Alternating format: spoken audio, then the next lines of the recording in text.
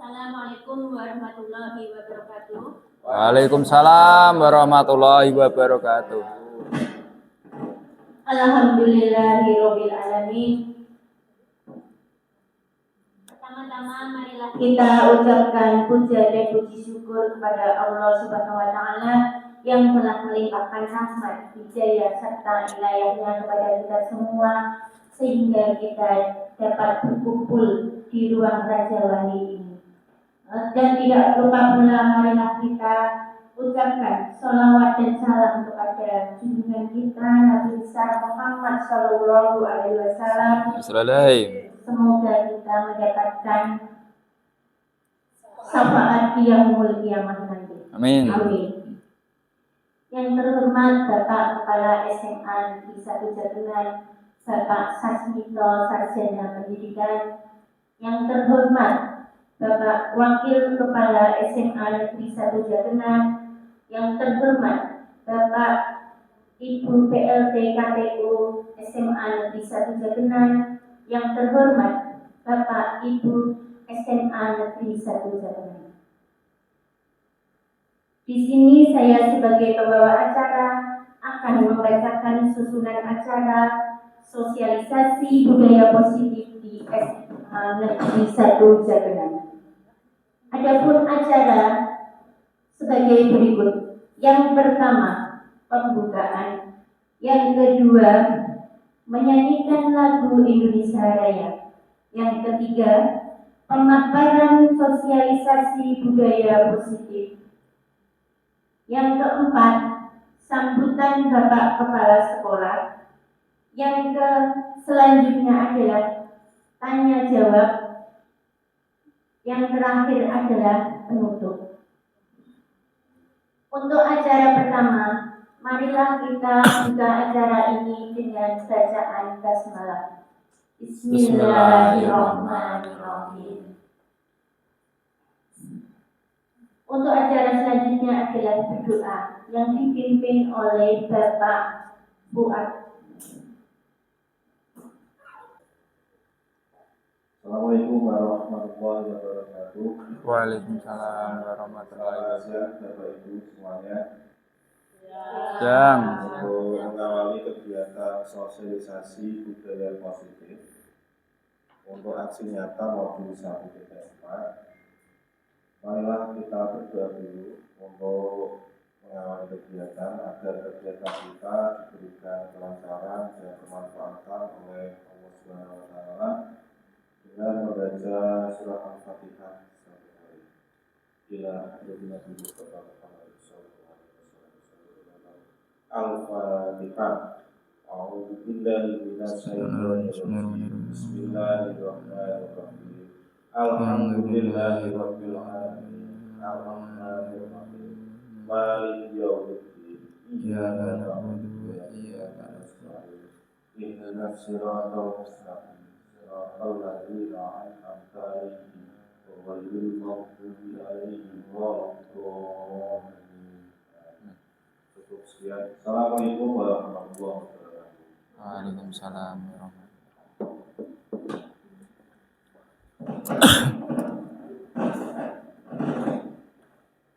Selanjutnya menyanyikan lagu Indonesia Raya.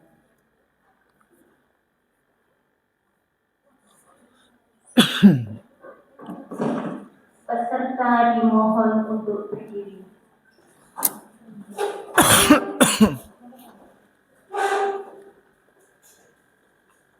Hiduplah Indonesia Raya. 1, 2, 3. Indonesia tanah airku, tanah tumpah darah. Indonesia Raya, merdeka, merdeka, tanahku, negeriku yang kucinta. Indonesia Raya, merdeka, merdeka, hiduplah Indonesia Raya.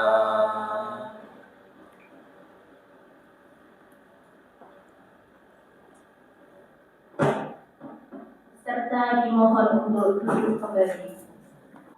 Acara yang selanjutnya adalah sambutan dari Bapak Kepala SMA Negeri 1 Jakarta. Kepada Bapak Sasmito Sarjana Pendidikan kami persilakan.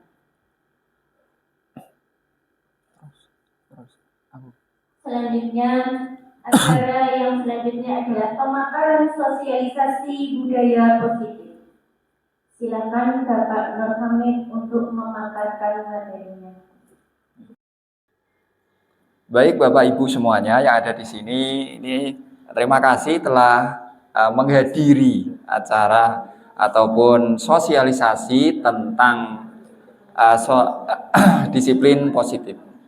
Nah, sebelum masuk ke materi, biar tidak bosan dan tidak malas ataupun biar lebih semangat, hari ini kita akan ice breaking dulu ya, Bapak Ibu ya.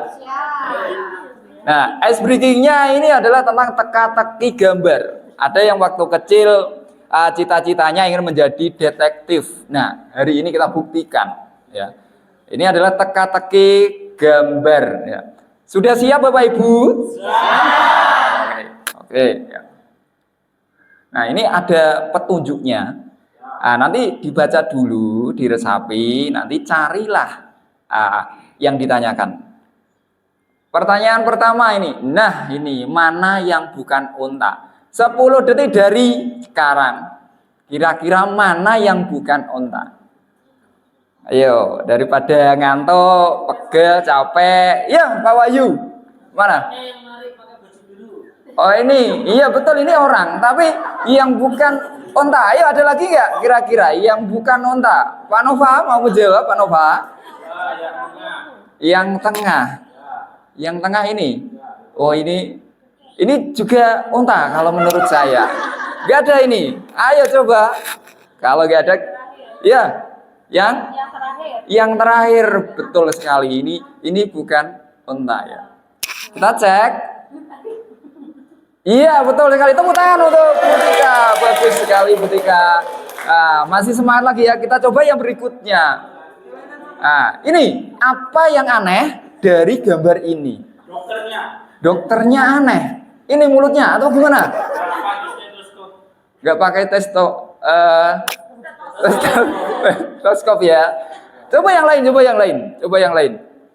Kira-kira, nah ini biar berpikir menjadi detektif sebentar ya, biar nggak pusing sebelum ke materi. Gak ada yang kelihatan? Ya. Jamnya Pak, nggak ada mereknya. Oh, jamnya nggak ada mereknya. Ya Bu Siti. Bayinya kenapa bayinya? Oh, kelihatannya bukan itu ya. Kita coba cek kira-kira apa ya? Ciat, iya ini dia. Ini butuh kejelian untuk lebih semangat ya. Ini tidak ada mereknya. Itu bentuknya B juga. Ya. Lanjut lagi ya, biar lebih semangat nanti. Nah ini itu adalah gambar di tahun 80-an. Cari orang yang dari masa depan. Cari, ini ada banyak orang ini kita cari kira-kira apa ini. Silakan Pak Mugi coba cari yang mana coba Pak Mugi. Yang apa? Yang paling belakang ini. Yang mana? Yang pojok kanan. Pojok kanan ini. Yang cowok. Bawa HP kita cek dulu. Iya betul sekali, di tahun 80-an kan belum ada handphone smartphone ya, adanya cuma telegram atau apa gitu. Nah lanjut lagi sebelum itu, nah ini terakhir ini. Cari beberapa kesalahan dari gambar ini. Ayo kita. Roti Bu, yang mana Bu roti Bu? Itu yang dipegang. Iya dipegang ini roti, iya betul roti. Udah ketemu, ini kesalahan gambar, ini tidak bata ya, ini roti. Terus berikutnya, Bu Zu, yang ini, yang pegang roti ini, bukan tempat sampah. Batu, ini tong sampah. Ada lagi nggak kira-kira? Ya Pak Fuad. Itu Pak yang pakai kacamata, harusnya itu udah kelas karena ini kan menempelkan membuat tembok harusnya betul. Oh ini pakai kacamata ini ya. Oke, boleh lah. Terus ada lagi nggak? Yang hijau itu loh. Ya. Kakinya itu loh, kakinya sepatunya gila atau apa? Iya, ini sepatu ya. Ini kalau diamati ini sebuah kayak cor-coran tapi belum kering. Ya, berarti ini kan ada kesalahan juga. Nah, kita cek. Nah, ini kacamatanya kebalik. Oh, kacamatanya kebalik. Terus ini juga bukan batu bata tapi roti. Berikutnya adalah ini. Oke, terima kasih untuk hari ini Bapak Ibu semuanya sudah aktif di ice breaking. Beri tepuk tangan untuk semua. Baik Bapak Ibu, tadi sudah melakukan ice breaking. Sekarang ke materi inti. Ini adalah tentang sosialisasi budaya positif. Ini adalah tugas aksi nyata di modul 1.4 mensosialisasi budaya positif di sekolahan. Nah, ini Bapak Ibu saya panggil ke sini adalah untuk saya berikan pemahaman tentang budaya positif yang sudah saya dapatkan di CGP angkatan 10. Nah, ini aksi nyata modul 1.4 di lingkungan sekolah ataupun kelas. Ini ada beberapa kegiatan-kegiatan yang bersifat baik ya. Lanjut di ini nama saya sendiri adalah Muhammad Nur Hamid dari SMA Negeri 1 Jakenan CGP angkatan 10 dengan fasil Ibu Evi Murniarti dan Bapak PP Pak Amin Aulawi.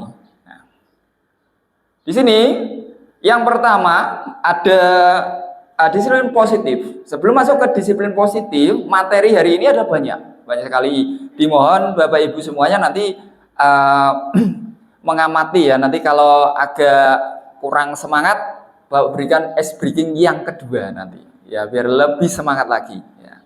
Ini ada 6 materi yang perlu saya sampaikan di sini. Yang pertama tentang disiplin positif. Disiplin positif, ada teori motivasi, hukuman penghargaan restitusi. Yang ketiga, keyakinan kelas. Yang keempat, kebutuhan dasar manusia. Yang kelima, restitusi. Yang kelima, restitusi 5 posisi kontrol. Yang keenam, restitusi segitiga restitusi. Nah, dari 6 materi ini yang akan Bapak sampaikan ke Bapak Ibu semuanya. Semoga nanti bisa bermanfaat untuk kedepannya. Oke, lanjut. Yang pertama, disiplin positif. Nah, ini ketika mendengar kata disiplin, apa yang terbayang di benak Anda? Kira-kira apa ini yang ada kalimat disiplin positif? Pak Nova kira-kira apa Pak Nova? Integritas. Bagus. Oke. Yang lain berarti ada disiplin positif. Ya. Ini adalah suatu kebiasaan ya yang ada di sekolahan yang nantinya akan merubah sekolahan itu sendiri menjadi sekolahan yang bagus, sekolahan yang berintegritas, yang sekolahan yang luar biasa nanti. Oke. Ini ada paradigma perubahannya untuk membangun budaya yang positif. Sekolah perlu menyediakan lingkungan yang positif, aman, dan nyaman agar murid-murid mampu berpikir, bertindak, dan mencipta dengan merdeka, mandiri, dan bertanggung jawab. Lazimnya di disiplin ini dikaitkan dengan kontrol. Dalam hal ini kontrol guru dalam menghadapi murid. Berarti setiap tindakan guru untuk mengontrol murid itu adalah tujuannya untuk siswa itu adalah orang-orang yang merdeka, orang yang baik, orang yang sesuai keinginannya sendiri. Seperti pemahaman KHD. Nah, lanjut. Budaya positif di sekolahan yaitu nilai-nilai dan kebiasaan-kebiasaan di sekolah yang berpihak pada siswa. Ingat, KHD menekankan terhadap pembelajaran itu adalah berpihak kepada peserta didik. Agar apa? Agar mereka dapat berkembang menjadi pribadi yang kritis, penuh hormat, dan bertanggung jawab. Nah, ini berarti dengan adanya suatu disiplin yang positif itu nanti akan mengembangkan potensi-potensi anak didik kita untuk menjadi lebih maju lagi. Lanjut, seorang guru yang baik harus memiliki kemampuan dalam mewujudkan budaya positif. Berarti kita sebagai guru tidak serta-merta hanya mengajar, memberi tugas, dan menilai, tapi kita sebagai guru harus bisa membuat peserta didik itu melakukan hal-hal yang positif, yang baik, dan menurut mereka adalah berguna bagi kehidupannya nanti. Budaya positif tersebut dapat dijalankan dengan menerapkan konsep-konsep inti seperti disiplin positif, memahami perilaku manusia, berkaitan dengan hukuman dan penghargaan, posisi kontrol dari seorang guru. Nah, pembuatan keyakinan kelas atau sekolah dan penerapan segitiga restitusi dalam penyelesaian masalah. Nah, ini ada disiplin positif. Yang pertama adalah tentang cara penerapan disiplin yang mengajarkan anak bertanggung jawab dan menumbuhkan kesadaran diri berdasarkan nilai-nilai kebajikan. Berarti dengan sadar anak itu bisa melakukan tanggung jawabnya untuk menghasilkan nilai-nilai kebajikan. Berikutnya, lebih ke arah disiplin yang dapat mengontrol diri dalam melakukan segala tindakan. Berarti dari kesadaran nanti muncul ke suatu tindakan. Yang ketiga, dapat membuat murid memahami dan menyadari berdasarkan motivasi internal, bukan akibat paksaan, pujian, ataupun hukuman dari dalam dirinya sendiri. Dengan motivasi dari dalam dirinya sendiri, maka anak itu nanti akan muncul nilai kebijakan yang luar biasa, tidak dengan ada paksaan. Wah, ini nanti dipaksa. Nah, terus pujian biar dapat nilainya bagus, dapat pujian dari teman-teman, bukan dari dirinya sendiri. Oke. Lanjut, di disiplin positif ini melahirkan nilai-nilai kebajikan ini, ya. Tentang P5 ini, ya. Profil pelajar Pancasila, ada berkebinekaan global, gotong royong, kreatif, benar kritis, mandiri, beriman dan bertakwa kepada Tuhan Yang Maha Esa dan berakhlak mulia. Nah, ini bisa tidak urut tidak apa-apa. Yang penting keenamnya ini muncul di diri siswa kita, supaya nanti siswa kita ini nanti bisa menjadi orang yang merdeka. Ya. Nah, ini perubahan paradigma teori kontrol ataupun ilusi kontrol. Ini ada paparan dari William Glasser dalam kontrol teori untuk meluruskan miskonsepsi tentang kontrol. Yang pertama, ilusi guru mengontrol murid. Nah, berarti seperti kayak kita menyuruh-nyuruh murid ataupun membuat murid menjadi apa gitu. Itu adalah miskonsepsinya. Nanti yang akan diluruskan ini. Yang kedua, ilusi bahwa kritik dan membuat orang merasa bersalah dapat menguatkan karakter. Yang ketiga, ilusi bahwa semua penguatan positif efektif dan bermanfaat. Yang keempat, ilusi bahwa orang dewasa memiliki hak untuk memaksa. Berarti dari teori ini yang muncul di keseharian kita, itu nanti bisa kita amati ataupun bisa kita terjemahkan di situ. Lanjut. Bagaimana seseorang bisa mengubah dari pandangan paradigma stimulus respon kepada pendekatan teori kontrol? Nah, ini pendapat Stephen R. Covey ya. Nih. Bila kita ingin membuat kemajuan perlahan, sedikit-sedikit ubahlah sikap atau perilaku Anda. Namun, bila kita ingin memperbaiki cara-cara utama kita, maka kita perlu mengubah kerangka acuan kita.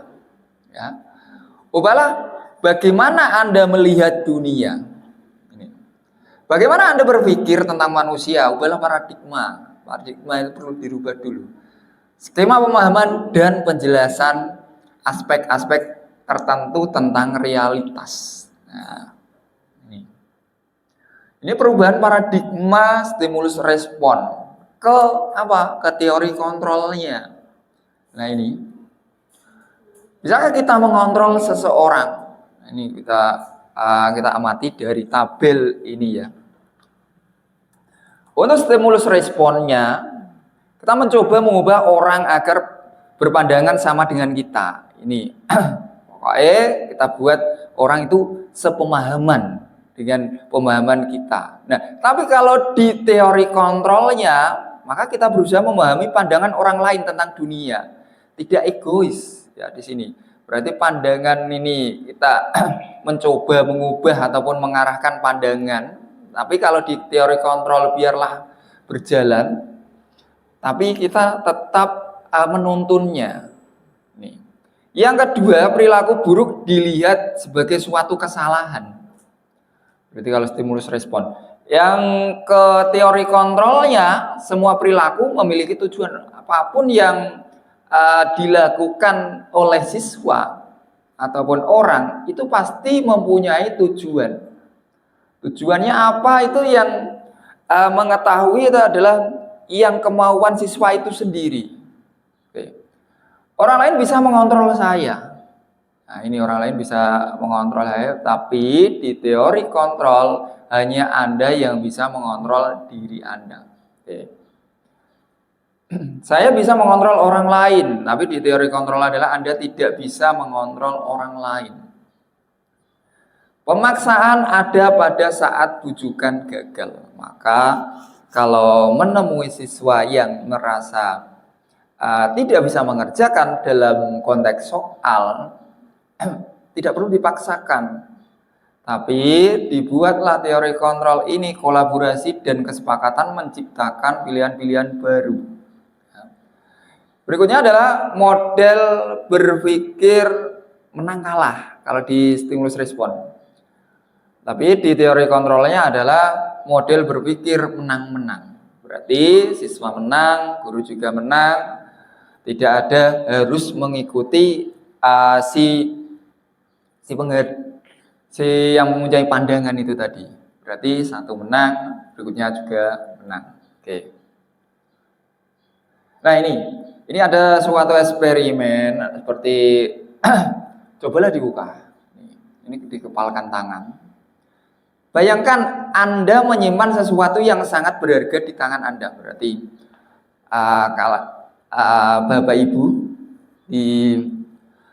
itu tangannya dikepalkan, isinya itu entah sembarang menurut Bapak Ibu itu adalah suatu hal ataupun sesuatu yang sangat berharga. Nah, ini nanti coba dibuka sama orang lain, misalkan dibuka sama orang lain, otomatis akan tetap dipertahankan. Coba Pak Mugi, kalau mau buka caranya gimana? Kalau tangan saya ini ada sesuatu yang saya anggap itu luar biasa. Kira-kira diapakan? Kasih uang. Dikasih uang. Di saya itu tidak saya berikan, tidak saya buka. Ya, berarti dengan bujukan dari Pak Mugi dikasih uang. Coba kalau Butika, kalau saya pegang sesuatu ini, nanti Butika mau caranya bagaimana supaya bisa membuka kepala tangan saya?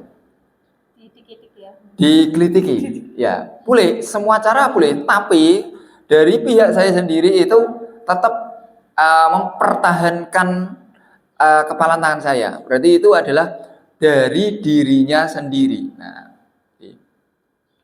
dalam kegiatan ini sesungguhnya siapa yang mengendalikan kendali ataupun kontrol untuk membuka atau menutup tangan tadi, itu jawabannya tentu kita sendiri. Kita mau buka apa enggak, mau dikasih uang yang banyak tetap masih digenggam, mau digelitiki tetap dipegang, mau dibentak-bentak juga tetap dipegang. Itu adalah diri kita sendiri yang bisa memutuskannya, ya. Kita lanjut. Ini nilai-nilai kebajikan. Nilai-nilai kebajikan universal meliputi hal-hal seperti keadilan. Nah, ini. Dari disiplin positif itu memunculkan suatu nilai kebajikan tentang keadilan, tanggung jawab, kejujuran, bersyukur, lurus hati, berprinsip, integritas, kasih sayang, rajin, komitmen, percaya diri, kesabaran, dan masih banyak lagi yang bersifat positif buat siswa, buat diri kita sendiri. Ya. Maka dengan nilai-nilai kebajikan ini nanti akan memunculkan suatu paradigma yang nanti akan mengembangkan peserta didik untuk lebih maju lagi. Oke.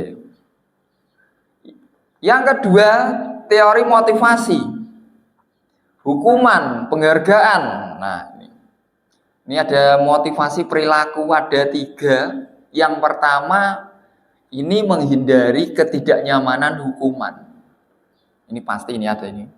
Yang berikutnya, untuk mendapatkan imbalan penghargaan dari orang lain. Yang ketiga, untuk menjadi orang yang merdeka, inginkan dan menghargai diri sendiri dengan nilai-nilai yang mereka percaya. Dari yang nomor 1, 2 ini adalah dari unsur luar, ya, ekstrinsik, ya. Yang dari unsur diri sendiri adalah di nomor 3. Ini tidak ada hubungan dengan saya kalau melakukan sesuatu nanti dapat penghargaan. Tidak ada tentang itu, ya. Ini dengan dirinya sendiri, ya. Berarti kita harus bisa memunculkan yang nomor 3 ini supaya nanti biar siswa itu mau kalau kita berikan tugas tidak hanya nanti dapat penghargaan apa gitu ya, tapi dengan tujuannya adalah belajar ataupun mengerjakan tugas adalah untuk menghindari supaya nggak dapat hukuman. Nah, di sini yang kita munculkan adalah menjadikan orang yang mereka inginkan dan menghargai dirinya sendiri dengan nilai-nilai yang mereka percaya. Nah, ini tadi yang pertama ini tentang eksternal dari luar. Berarti kalau hukuman kan berarti dia mengerjakan tugas ataupun berangkatnya pagi-pagi, misalkan ke sekolahan itu adalah menghindari hukuman, ya itu dari eksternal. Berarti dia masih ada unsur luarnya. Penghargaan ataupun imbalan juga dari unsur luarnya. Yang dari unsur dalam adalah ini yang tadi. Ini adalah untuk menghargai dirinya sendiri. Maka dengan menghargai dirinya sendiri itu nanti bisa memunculkan suatu nilai kebajikan yang mereka inginkan, ya. Seperti kayak rasa bertanggung jawab, ya. Nah, ini hukuman sama konsekuensi. Ini untuk membedakannya. Kalau hukuman bersifat tidak terencana ataupun tiba-tiba, ini nanti dihukum. Nah, berarti ada hukuman yang bersifat ini tiba-tiba. Anak atau murid tidak tahu apa yang akan terjadi dan tidak dilibatkan. Hukuman bersifat satu arah dari pihak guru yang memberikan dan murid yang menerima suatu hukuman tanpa melalui suatu kesepakatan. Ini namanya hukuman. Atau pengarahan dari pihak guru baik sebelum ataupun sesudah. Nah, ini yang harus dihilangkan dari konsep KHD dari hukuman. Nanti dibuatlah yang lebih baik untuk menentukan nilai-nilai merdeka dari suatu kebijakan anak itu sendiri. Nilai-nilai dari kebajikan anak itu sendiri, ya.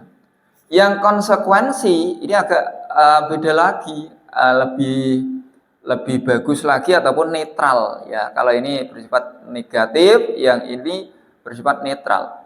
Ini kalau konsekuensi adalah sudah terencana, sudah ada aturannya atau sudah disepakati, sudah dibahas dan disetujui dari apa? Dari murid dan guru. Umumnya bentuk-bentuk konsekuensi dibuat oleh pihak guru, satu pihak. Dan murid sudah mengetahui sebelumnya konsekuensi yang akan diterima bila ada pelanggaran. Berarti ada konsekuensi, kalau terlambat nanti mengelilingi lapangan, kalau tidak mengerjakan tugas nanti harus tugasnya ditambahi lagi. Itu masuk ke konsekuensi. Tapi di budaya positif ini siswa itu tujuannya apa? Tujuannya untuk dirinya merdeka. Merdeka dalam arti adalah supaya menjadi lebih baik lagi, ada kesalahan kita selesaikan. Nah, ini yang dari internal dirinya sendiri untuk menjadi orang yang mereka inginkan dan menghargai diri sendiri dengan nilai-nilai yang mereka percaya. Ini refleksi sebagai seorang pendidik. Saat Bapak Ibu hadir bekerja ke sekolahan, motivasi apakah yang mendasari tindakan Bapak Ibu?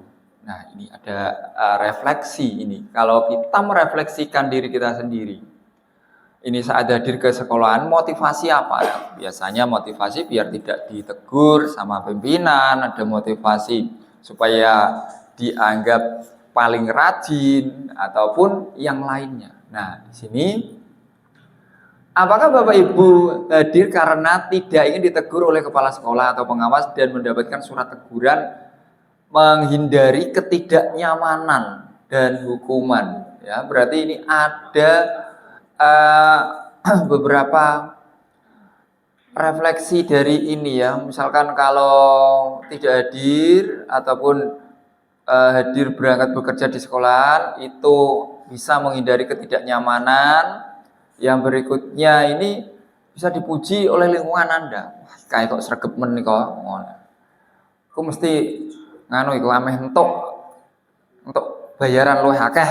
Nah, itu imbalan ya, penghargaan dari orang lain. Nah, kalau yang ini Bapak ingin menjadi orang yang berusaha dan bertanggung jawab serta menghargai diri Anda sebagai teladan murid-murid Anda, rekan guru Anda, serta lingkungan Anda, karena Anda percaya tindakan Anda sebagai pemimpin pembelajaran akan jadi panutan oleh lingkungan Anda.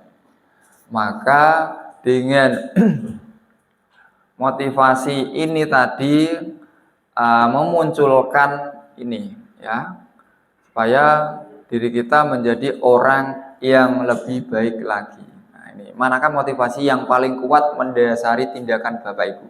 Ya, kalau Pak Mugi biasanya tindakan yang paling kuat ini apa ini dari kehadiran ini? Biar tidak ditegur Bapak Kepala Sekolah.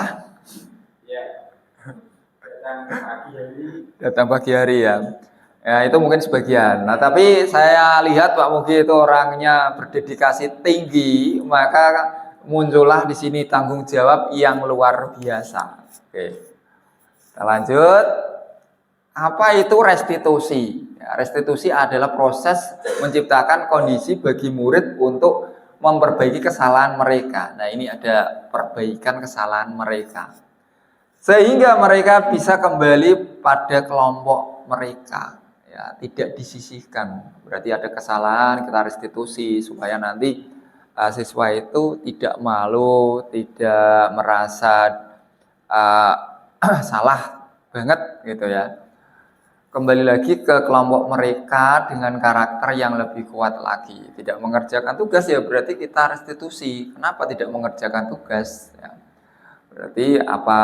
Kita cari solusinya supaya nanti siswa itu yang tidak mengerjakan tugas bisa kembali lagi ke teman-temannya, tidak merasa malu. Kenapa iki kok gak ngerjakan tugas? Ya.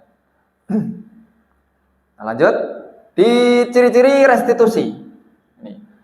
Yang pertama bukan untuk menebus kesalahan, namun untuk belajar dari kesalahan. Berarti ada kesalahan, tapi kita itu tidak menghardiknya, ya.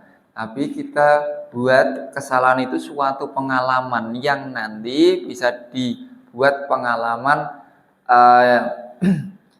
yang bisa membuat anak didik itu tidak mengulanginya lagi, ya. Kita buat restitusinya itu.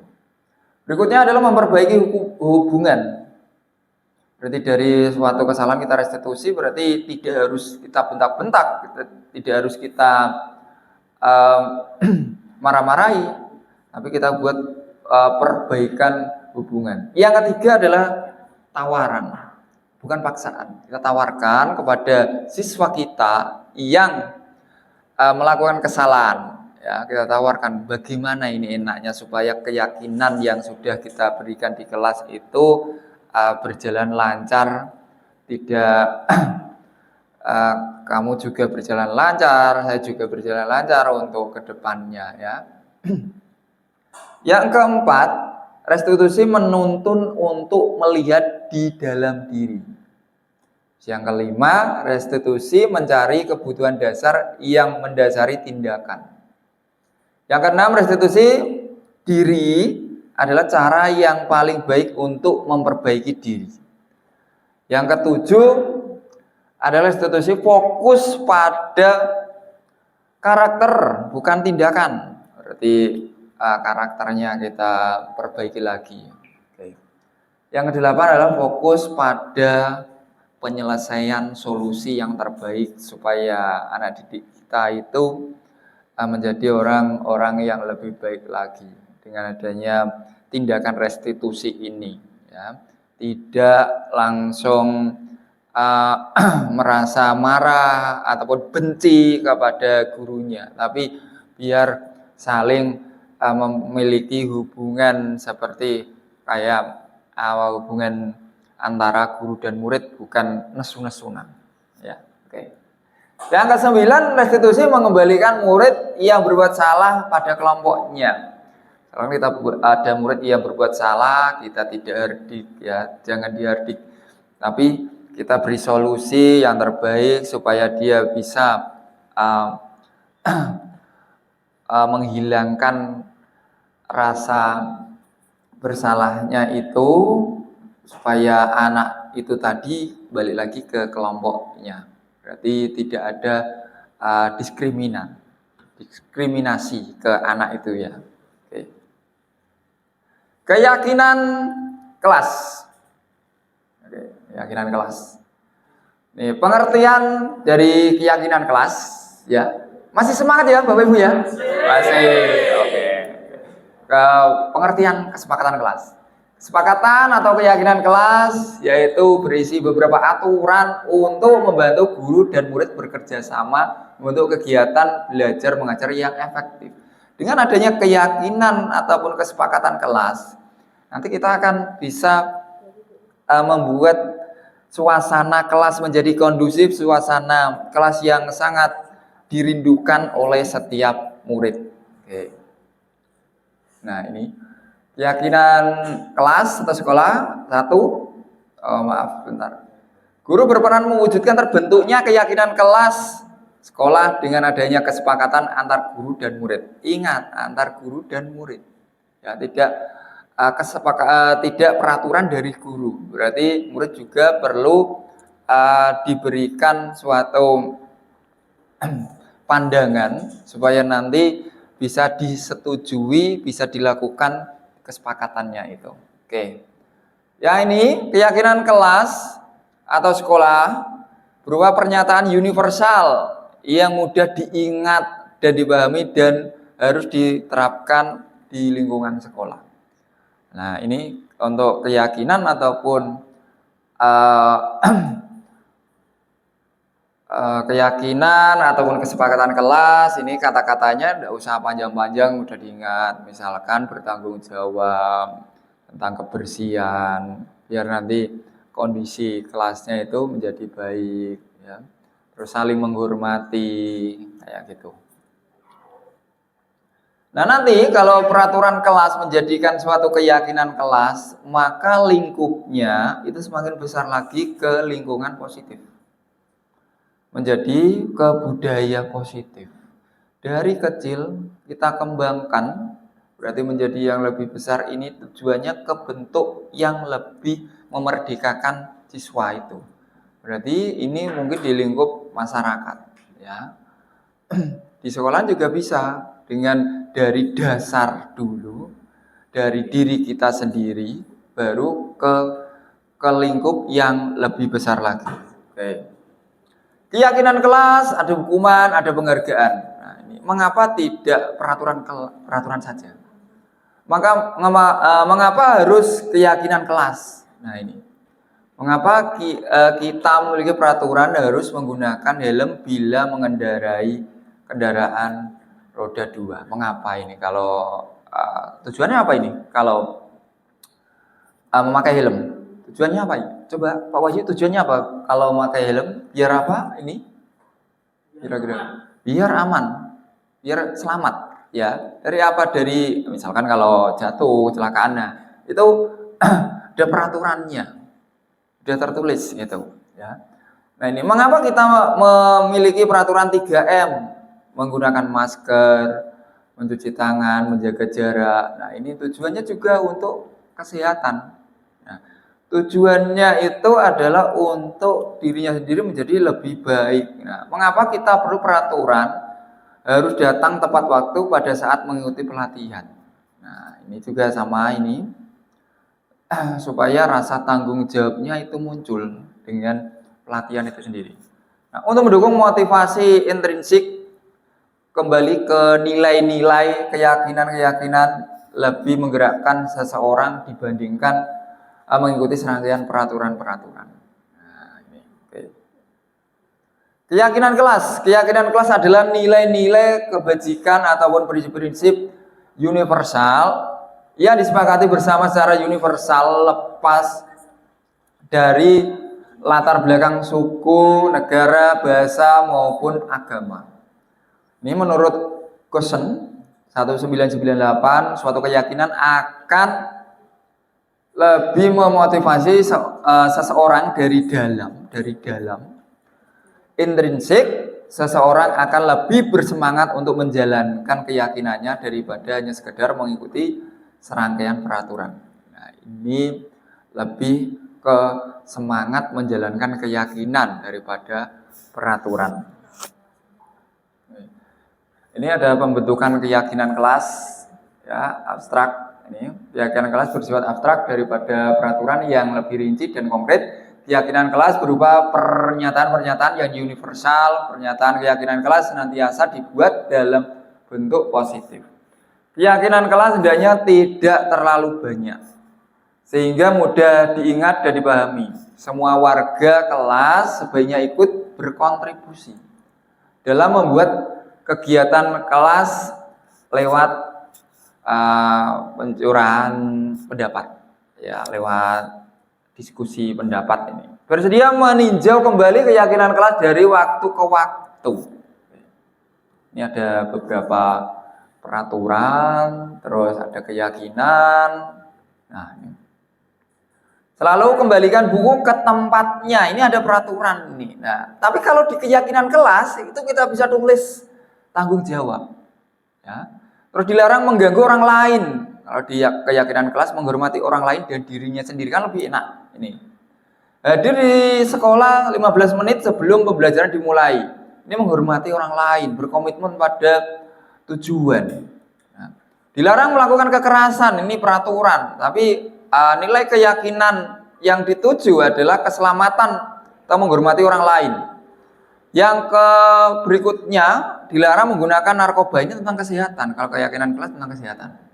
Bergantian atau menunggu giliran, menghormati orang lain, kesabaran untuk nilai keyakinannya. Gunakan masker, ya ini ya. Itu peraturan, tapi itu apa tujuannya? Yang dituju adalah kesehatan, keselamatan. Jangan berlari di kelas ataupun koridor. Itu demi apa? Demi keamanan, menjaga keselamatan dan keamanan. Oh, Bapak Ibu kelihatannya pada lemes ini ya. Oke, ice breaking kedua siap, Bapak Ibu? Nah, oke, sekarang berdiri semuanya, berdiri. Oke. biar tubuh bisa bergerak, pikiran juga bisa menerima paparan materi.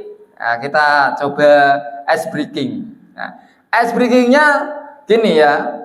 Nanti di sini ada sebuah lagu, Bapak Ibu.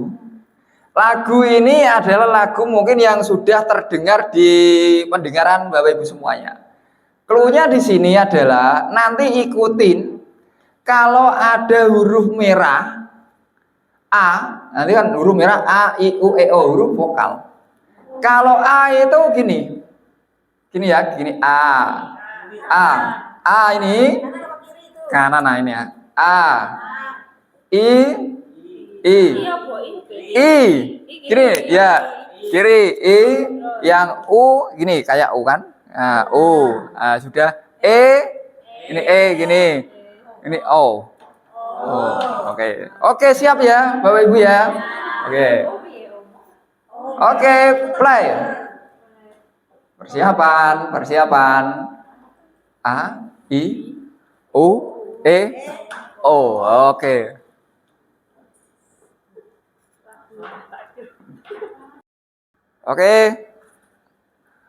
Ini bisa dilihat ya. Ayo kita ice breaking sebentar ini ya.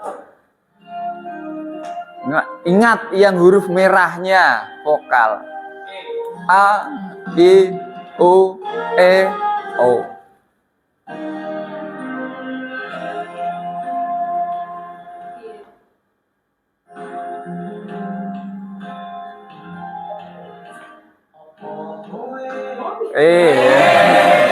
Gimana, bisa ya?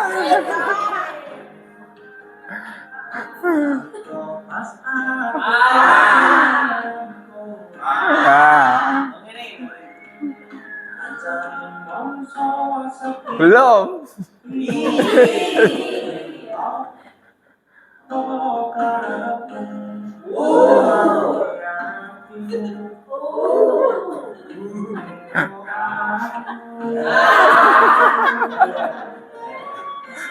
Harus ingat Bapak Ibu ya.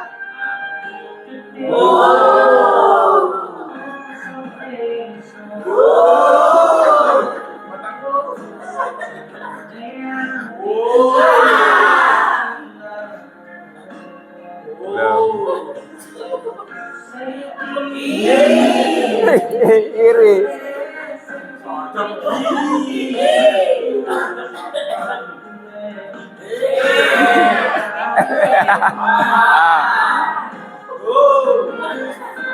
Ayo bareng nyanyi yuk. Nih, singkat cerita.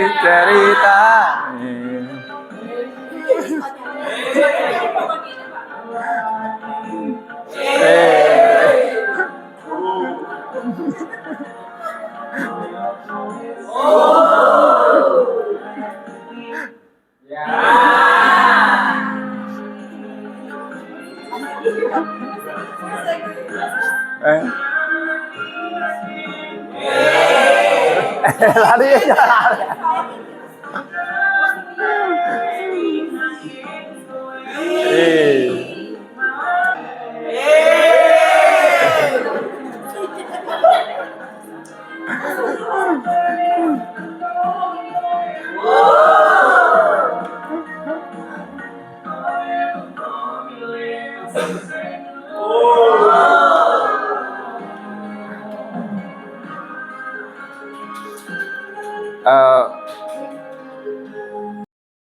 Baik, Bapak Ibu sudah melakukan ice breaking yang kedua. Semoga lebih semangat lagi, tidak ada rasa kejenuhan, tidak ada rasa ngantuk ya.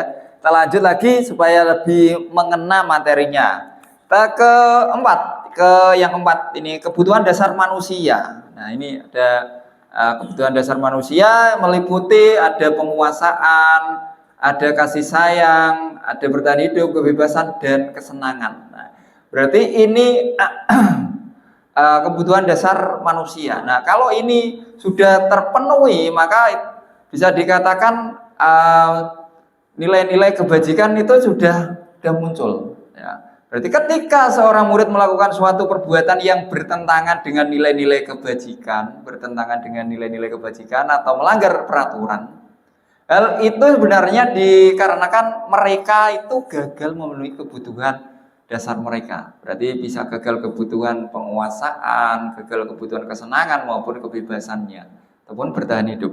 Nah, lanjut di yang kelima. Ini adalah 5 posisi kontrol. Ya, kelima, ini 5 posisi kontrol. Ada penghukum, ada pembuat rasa bersalah, terus ada teman, ada pemantau, ada manajer. Oke. Nah, ini ada 5 posisi kontrol. Ada guru berbuat nanti penghukum adalah menghardik, menunjuk-nunjuk, menyakiti, menyindir. Membuat orang bersalah adalah berceramah dan mengatakan seharusnya titik-titik Bapak kecewa. Titik-titik. Nah ini. Tapi kalau teman membuat kan alasan-alasan untuk muridnya. Tapi kalau pemantau adalah menghitung atau dan mengukur. Sedangkan untuk posisi manajer ini lebih bagus lagi, yaitu mengajukan pertanyaan-pertanyaan yang bersifat menguatkan. Ya. Ada guru berkata ini ya, kalau kamu tidak melakukan awas ya, kayak gitu. Terus untuk yang membuat bersalah ini kamu seharusnya kamu sudah tahu.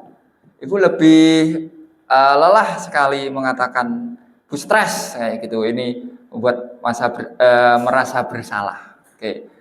Dengan untuk teman, ayolah lakukan demi ibu. Masa kamu tidak mau? Ingat tidak Bapak pernah bantu ya. Ya ini ya. Maaf ini untuk ingat tidak pernah bantu. Oke. Ya terus yang pemantau apa peraturannya, yang manajer ini apa yang kita yakini, apa yang bisa kita kerjakan untuk memperbaiki masalah ini. Terus hasil ini adalah membentak, menyalahkan orang lain, berbohong, itu penghukum. Ini hati-hati ya Bapak Ibu ya. Kalau bisa jangan dipakai untuk posisi kontrol yang penghukum. Berikutnya adalah untuk yang membuat orang merasa bersalah dan menyembunyikan ataupun menyangkal, berbohong. Sedangkan untuk teman adalah ketergantungan. Pemantau adalah menyesuaikan diri, bisa diawasi ya, bila diawasi ini ya. Ataupun yang manajer inilah menguatkan pribadi. Nah ini ada beberapa motivasi-motivasi. Nah nanti yang terlihat kalau di penghukum dan pembuat orang salah, pembuat orang merasa bersalah itu adalah untuk menghindari hukuman. Ini ya, ini identitas yang gagal. Sedangkan untuk yang teman ataupun pemantau ini mengharap imbalan ataupun ketergantungan pada orang lain. Nah, identitas ini berhasil masih atau belum terlalu sempurna juga ini.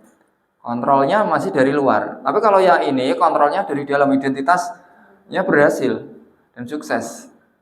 Menghargai diri sendiri, berarti dirinya sendiri itu dihargai. Oke, lanjut. Ini ada video untuk Bapak Ibu saksikan dari beberapa contoh dari posisi penghukum sampai dengan posisi manajer guru.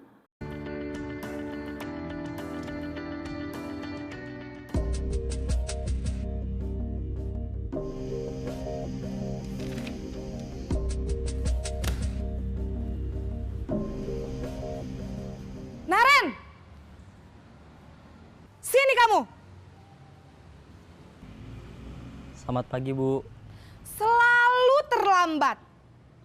Kamu deh, pasti terlambat. Maaf, Bu. Saya... Apa? Apa coba? Alasan kamu apa lagi? Kapan sih kamu tidak terlambat? Malas sekali ya kamu jadi anak. Saya...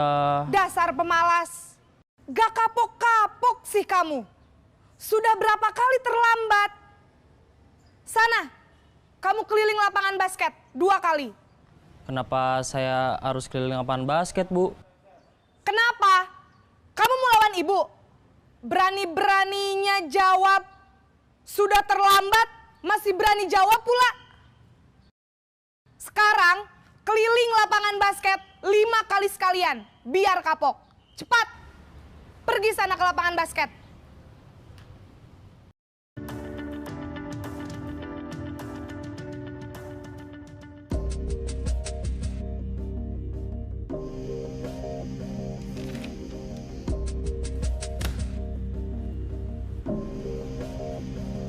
Naren!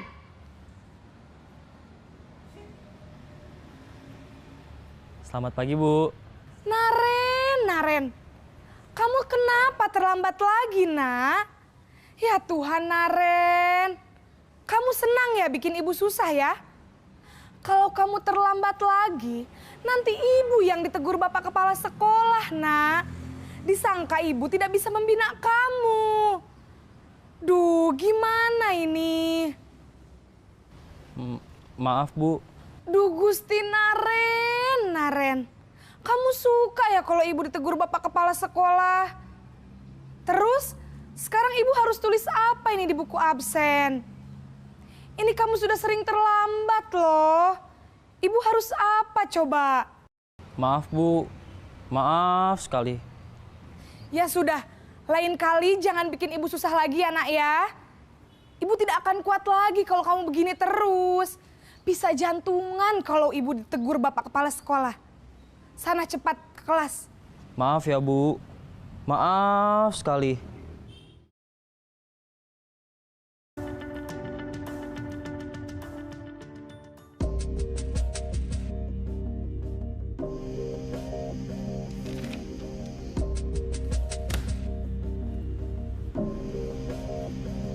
Naren!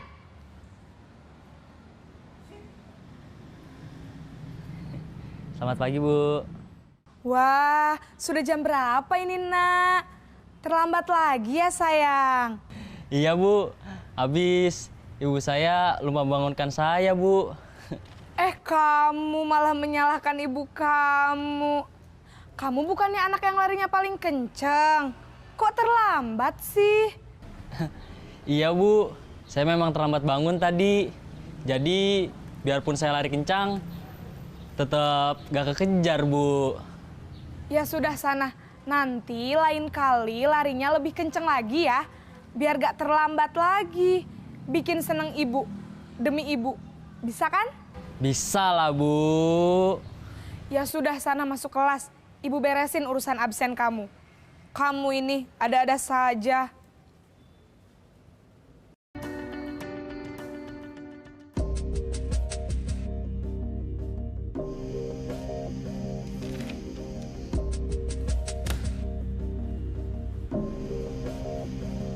Naren!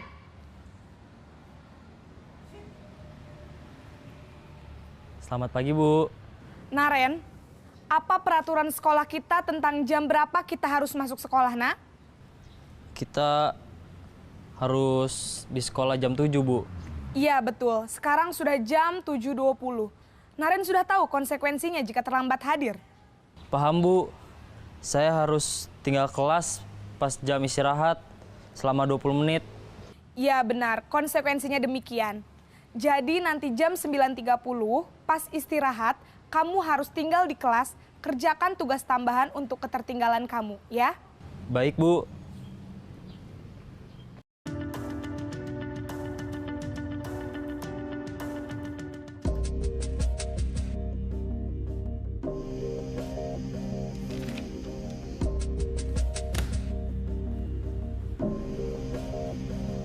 Naren!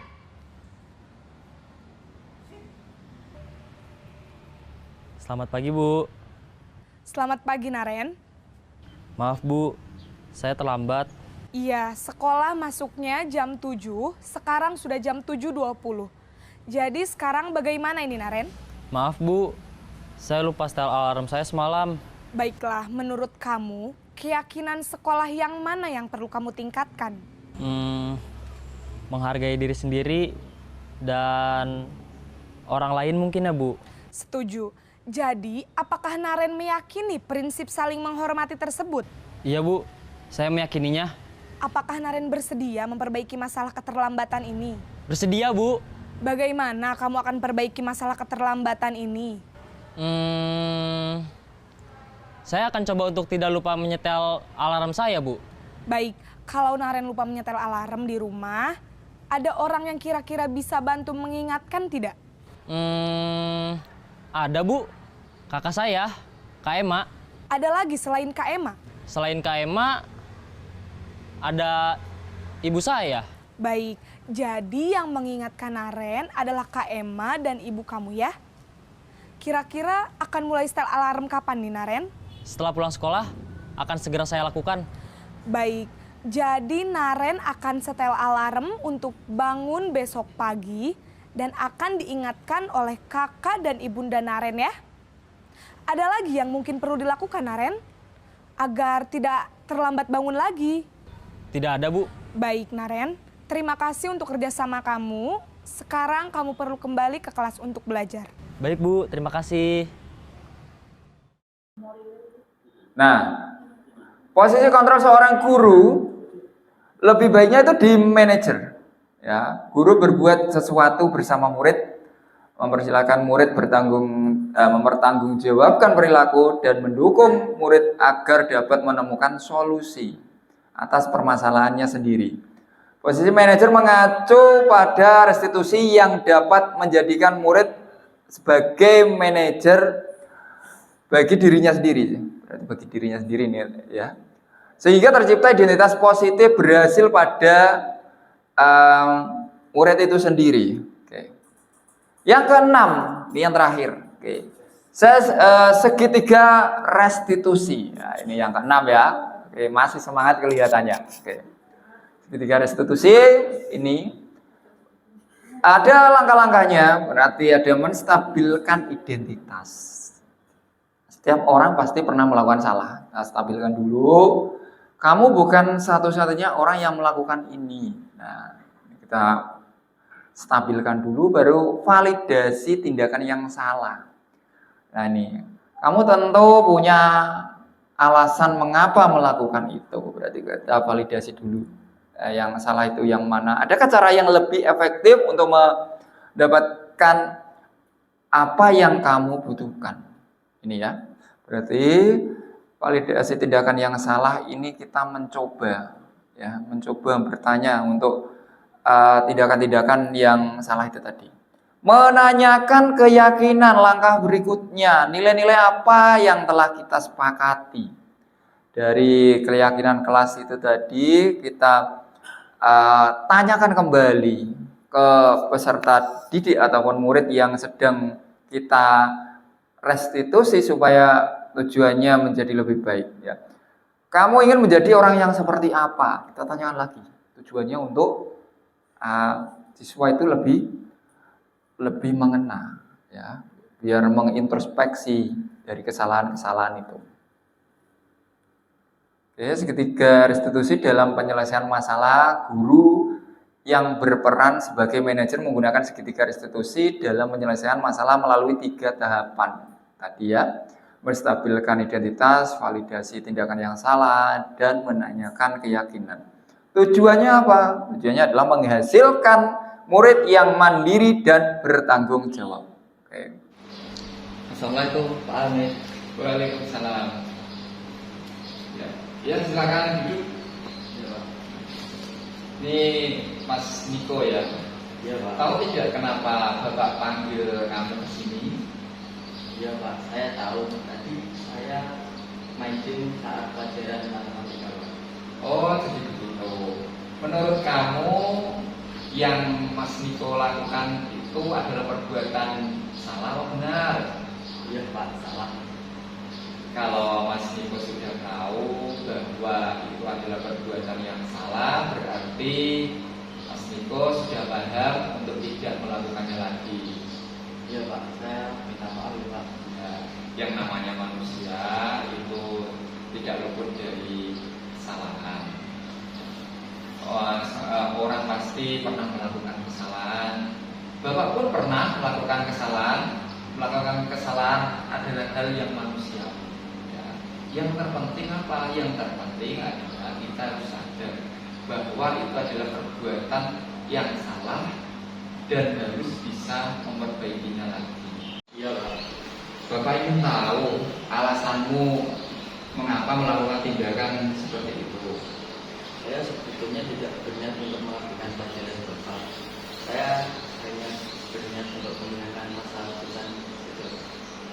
Oh, jadi begitu. Sekarang Bapak sudah tahu alasan Niko tadi bermain game di kelas. Lalu apa rencana Niko untuk memperbaiki kesalahan? Coba dipikirkan. Saya tidak akan mengulanginya lagi, Pak. Nah, sekarang mari kita bicara tentang keyakinan kelas. Apa yang kita percaya, yang mana yang belum kamu tunjukkan. Keyakinan kelas yang fokus dan aktif dalam pembelajaran. Ya bagus, berarti kamu masih ingat tentang keyakinan kelas yang sudah kita buat bersama-sama. Iya, Pak. Jadi menurut Niko sudah menjalankan semua keyakinan kelas atau belum? Nah sekarang mari kita mengingat keyakinan kelas kita supaya kedepannya lebih baik lagi. Ya. Apa rencana Niko selanjutnya? Saya akan fokus dan aktif dalam pembelajaran, Pak. Serta saya tidak akan bermain game saat pelajaran berlangsung. Ya bagus. Semoga Niko bisa menunjukkannya.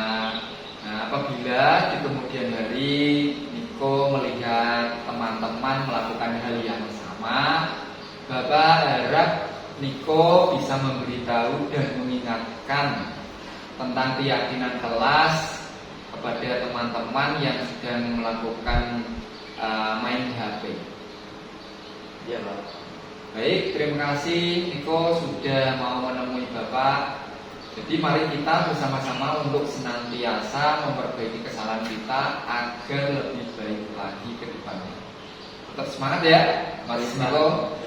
Jangan diulangi lagi. Sekarang silahkan kembali lagi ke kelas. Baik, Pak. Terima kasih. Oke.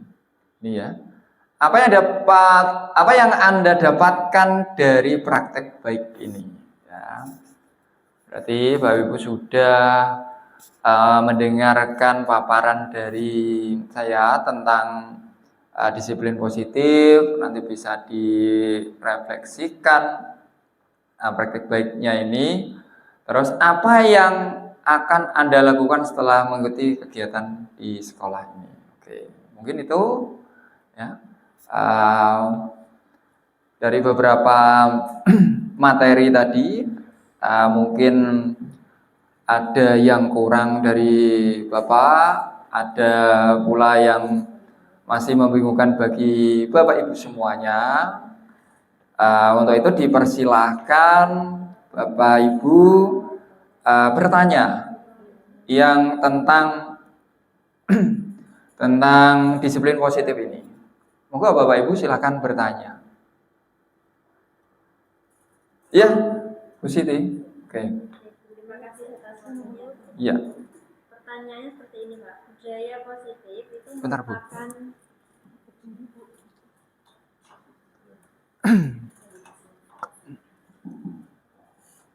budaya positif merupakan kebiasaan-kebiasaan baik di sekolah. Kemudian jika Bapak Kamil ini posisinya nanti sebagai kepala sekolah, apa langkah-langkah Bapak dalam mewujudkan budaya positif di sekolah ini? Terima kasih. Ya. Bagus sekali pertanyaan Bu Siti Rokoyah. Berarti tindakan saya sebagai misal kepala sekolah ya, untuk apa tadi untuk yang langkah-langkah Bapak dalam mewujudkan budaya positif. ya, langkah-langkah dalam mewujudkan budaya positif di posisi kepala sekolah ya. Yes. Ya. Ini kalau menurut saya ya, kalau menurut Bapak ini, kalau saya posisinya sebagai Bapak kepala sekolah, tindakan dari untuk mewujudkan budaya positif itu adalah saya itu akan memberikan suatu kayak materi-materi kepada Bapak Ibu guru pada saat pembinaan nanti, entah itu pembinaan di ruang Bapak Ibu guru semuanya ataupun di pembina upacara. Nah, itu nanti saya akan memberikan suatu contoh-contoh dari diri intrinsik saya sendiri untuk berkelakuan yang lebih baik lagi nanti akan saya salurkan ataupun saya terapkan kepada teman-teman anggota dari Bapak Ibu semuanya yang menjadi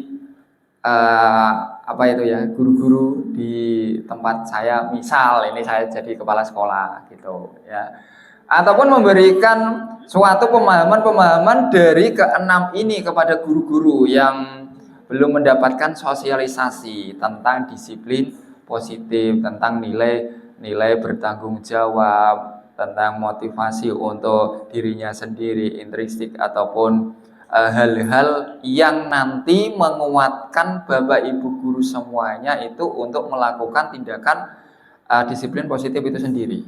Dan itu pun kalaupun belum terjadi, ya tetap saya akan berusaha lagi. Dan mungkin itu yang bisa Bapak jelaskan ke Ibu Siti Rokoyah ya. Mungkin ada tanggapan? Sudah cukup, terima kasih Pak. Ya, terima kasih. Berikutnya ada lagi?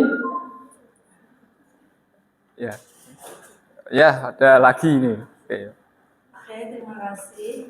Di sini yang saya tanyakan, bagaimana jika Pak Kamil itu menemukan siswa yang terlambat, nah kemudian dengan alasan siswa tadi itu tidak mempunyai kendaraannya di sini hanya satu. Nah, apakah bisa diselesaikan dengan segitiga restitusi seperti itu?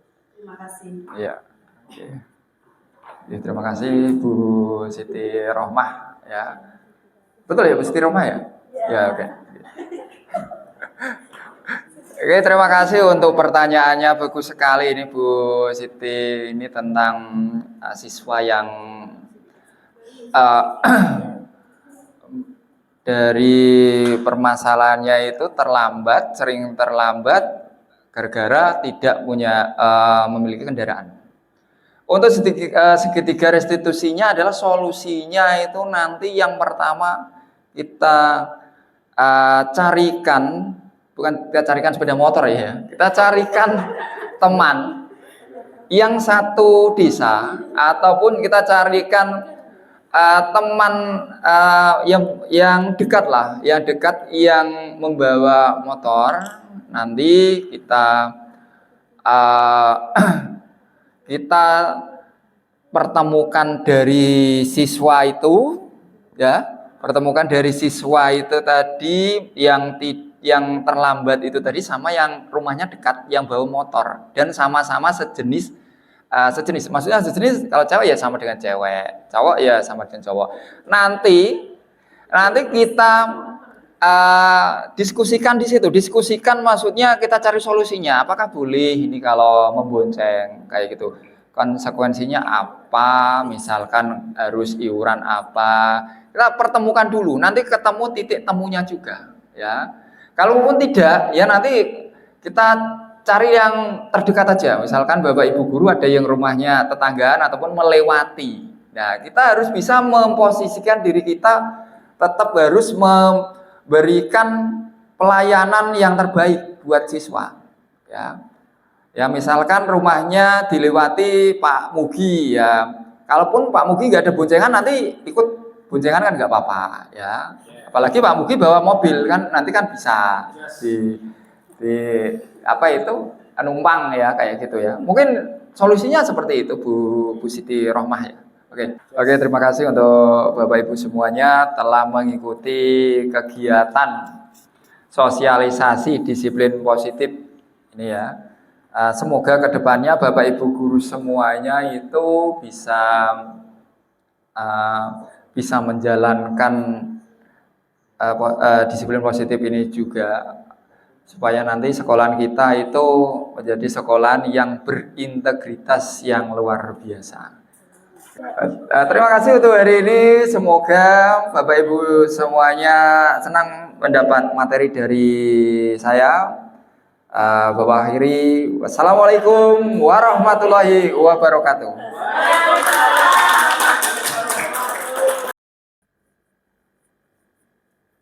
Demikian pemaparan sosialisasi budaya positif, semoga bermanfaat untuk ibu bapak semua. Terima kasih. Wassalamualaikum warahmatullahi wabarakatuh.